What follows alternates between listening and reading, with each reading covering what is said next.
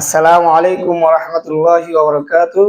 প্রিয় শিক্ষার্থীগণ, আজকে আমরা মারিফার পরিচয় সম্পর্কে জানবো। তারিফুল মারিফা। তো প্রথমে আমরা জেনে নেই মারিফা কাকে বলে। মারিফা বলা হয় যে ইসিম দ্বারা নির্দিষ্ট বা নির্ধারিত কোনো ব্যক্তি বা বস্তুকে বোঝায়, তাকে মারিফা বলে। তো প্রিয় শিক্ষার্থীগণ, মারিফার 7টা প্রকার আছে। আমরা যদি এই 7টা প্রকার ভালোভাবে মুখস্থ করতে পারি, তাহলে পৃথিবীতে যত জায়গায় মারিফা আসুক, যে স্থানে আসুক, আমাদের মারিফা চিনতে কোনো সমস্যা হবে না। তো আমরা মারিফার 7 প্রকার গুলো উদাহরণ দিয়ে একে একে জেনে নিব ইনশাআল্লাহ। তো প্রিয় শিক্ষার্থীগণ, মারিফার 7 প্রকারের প্রথম প্রকার হলো মুআররাফ বিল্লাহ, বিল আলিফ আল্লাহ। 1 নম্বর আল মুআররাফ বি আলিফ লাম, মানে আলিফ লাম দ্বারা মারিফা হওয়া। অর্থাৎ যে শব্দের শুরুতে, যে ইসিমের শুরুতে আলিফ লাম থাকবে, সেটা মারিফা হবে। যেমন আল কিতাবু, আল কিতাবু। তো প্রিয় শিক্ষার্থীগণ, এই যে মুআররাফ বিল লাম মানে আলিফ লাম দ্বারা নির্দিষ্ট হওয়া। তো পৃথিবীতে যত ইসিমের শুরুতে এরকম আলিফ লাম আসবে, বুঝতে হবে যে এটা, এই শব্দটা হলো মারিফা।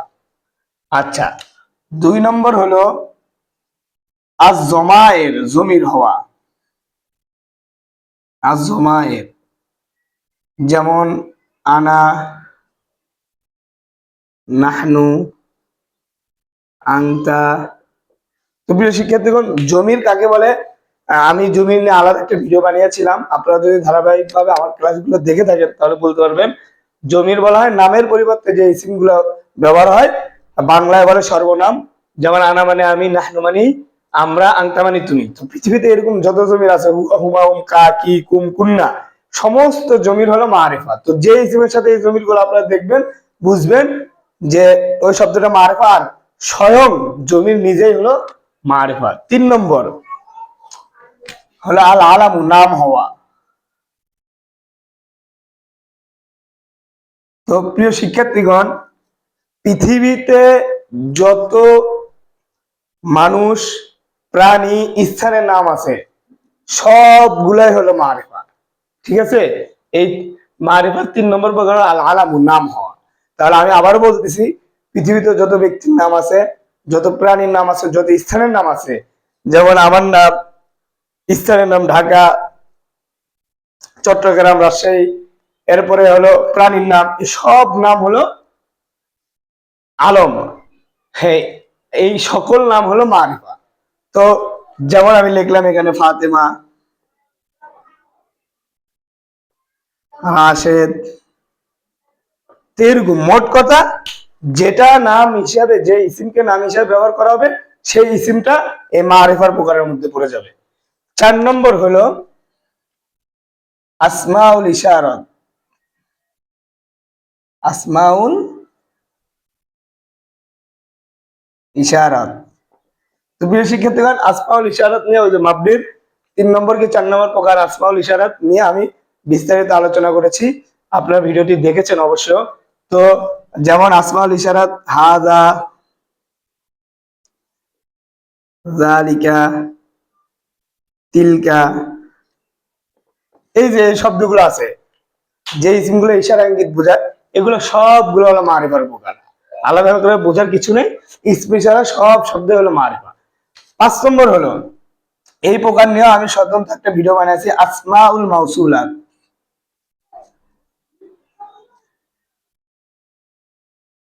আসমাউল মাউসুলাত, যেমন আল্লাযী, আল্লাতী।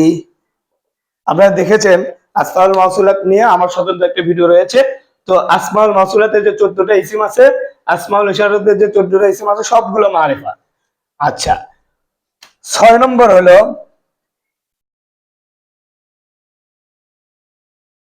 আল মুআররাফু,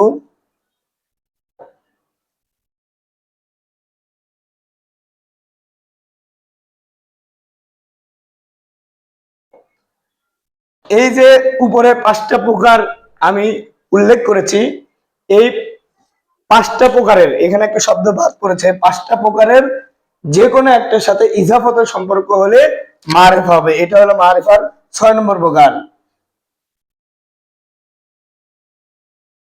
বিল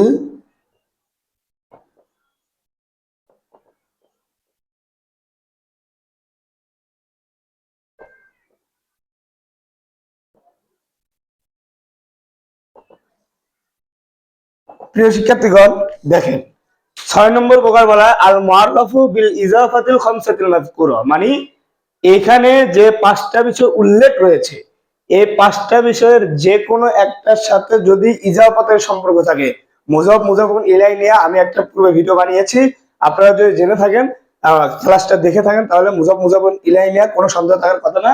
তো আবার মনে করে দিচ্ছি, মুজাফ মুজাফুন ইলাই বলা হয় যেটার মধ্যে রয়ের সম্পর্ক থাকে। তো প্রিয় শিক্ষার্থীগণ, এই 6 নম্বর প্রকারই হলো এটা, যে এখানে যে পাঁচটা প্রকার উল্লেখ করেছি এটা যে কোনো একটার সাথে ইজাফাত হবে। যেমন আমি যদি উদাহরণ দেই, কিতাবুকা, এই যে প্রথম প্রকারের সাথে ইজাফাতের সম্পর্ক আছে, যেমন আলিফ লাম দ্বারা ইজাফাত হওয়া মারিফা, এটার প্রথম প্রকারের সাথে আমি ইজাফাত করলাম কিতাবুকা, তোমার কিতাব, তাহলে এটা এই 6 নম্বর প্রকারের সাথে পড়ে গেল। এবং দুই নম্বর আছে জমায়ের, যেমন যেমন হলো এই যে সরি এই যে এই উদাহরণটা হইলো 2 নম্বরের উদাহরণ, যে জমিনের সাথে ইজাফত হয়েছে। হ্যাঁ, এরপরে যদি আমি এই যে 3 নম্বরের সাথে ইজাফত করি, যেমন কিতাবু রাশিদিন, কিতাবু রাশিদিন, এই যে ইজাফত হইলো। এরকম অন্যান্য শব্দগুলোর সাথেও বাকি যে 3 প্রকার আছে সেই 3 প্রকারের সাথে ইজাফত হইলে এটা হলো মারিফার 6 নম্বর প্রকার। অর্থাৎ উল্লেখিত এই 5 প্রকারের যে কোনো একটা প্রকারের সাথে যদি মুজাফ মুজাফ ইলাইহির সম্পর্ক হয় তখন সেটা মারিফা হবে। আর 7 নম্বর প্রকার হলো আন-নিদা। তো প্রিয় শিক্ষার্থীগণ, আন-নিদা অর্থাৎ কাউকে আহ্বান করা, ডাকা, যেমন ইয়া রাশিদু, ইয়া রাশিদু, হে রাশেদ। আপনি কাউকে সম্বোধন করে ডাকবেন যে হে ফাতেমা, হে রাশেদ, ইয়া সাদেকি, এই যে এইভাবে যখন সম্বোধন করে ডাকবেন তখন এটা মারিফার 7 নম্বর প্রকারের মধ্যে পড়ে যাবে। তো প্রিয় শিক্ষার্থীগণ, আশা করি এই পুরো ভিডিওর প্রকারগুলো এবং উদাহরণগুলোর থেকে আপনার কাছে মারিফাটা খুব সহজভাবে জব্দ হয়ে গেছে। আশা করি পুরোটা ক্লাসটা বুঝেছেন। যদি কারো কোথাও অস্পষ্ট থাকে অবশ্যই কমেন্ট করে যাবেন, আর ভিডিওটি ভালো লাগবে অবশ্যই বন্ধু বান্ধবের কাছে শেয়ার করে দিবেন। আসসালামু আলাইকুম ওয়া রাহমাতুল্লাহি ওয়া বারাকাতুহু।